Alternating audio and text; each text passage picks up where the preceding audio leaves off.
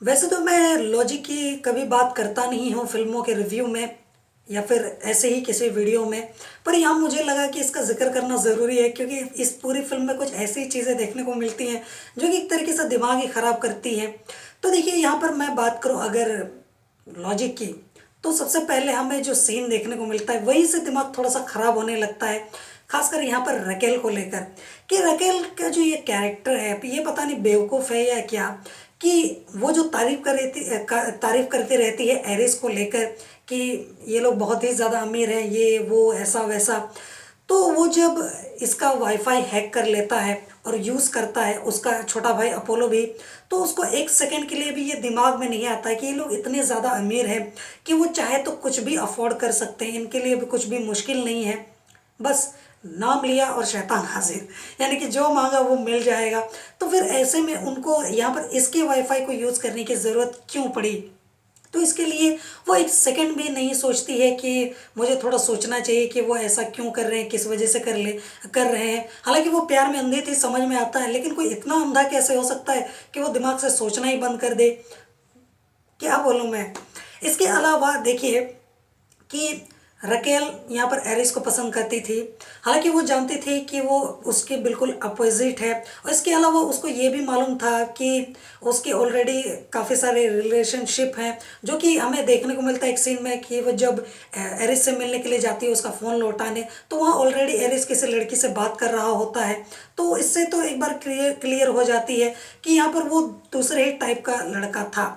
लेकिन यहाँ पर रकेल फिर भी उसके साथ रिलेशनशिप में आना चाहती थी। देखो, पसंद करना और किसी से रिलेशनशिप में आना ये दो अलग अलग चीज़ें हैं।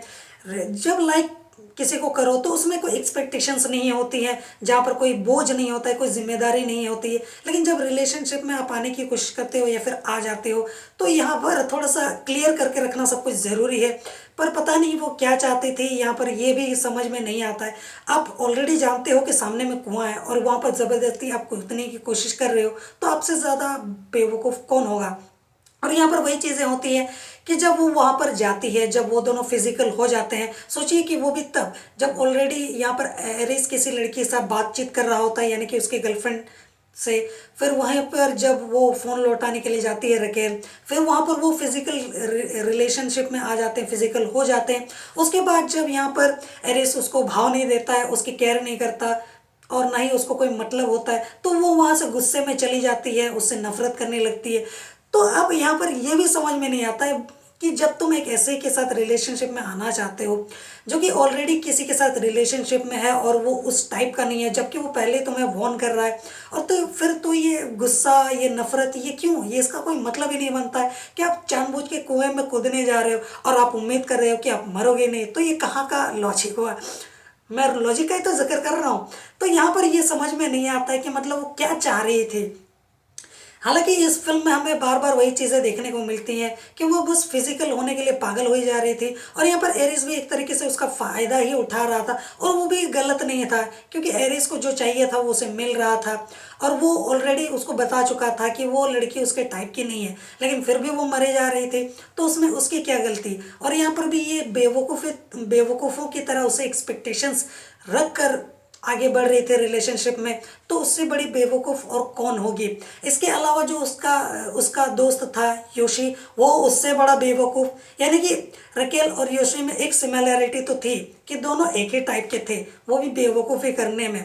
वो क्या है कि यहाँ पर ये जो योशी का कैरेक्टर है, जबकि ऑलरेडी वो जानता था कि ये लड़की जो है कहीं ना कहीं एरिस को पसंद करती है और वो उसको भाव नहीं देती है, और कई बार उसने ये जिक्र भी किया था कि वो रकेल को पसंद करता है और वो उससे शादी भी करने वाला है फ्यूचर में। ये बात ये रकेल भी जानते थे, लेकिन रकेल कभी नहीं, रकेल ने कभी भी उसको ये नहीं बोला कि मैं उसको पसंद करती हूँ या फिर उसके साथ रिलेशनशिप में आ रही हूँ या फिर आना चाहती हूँ।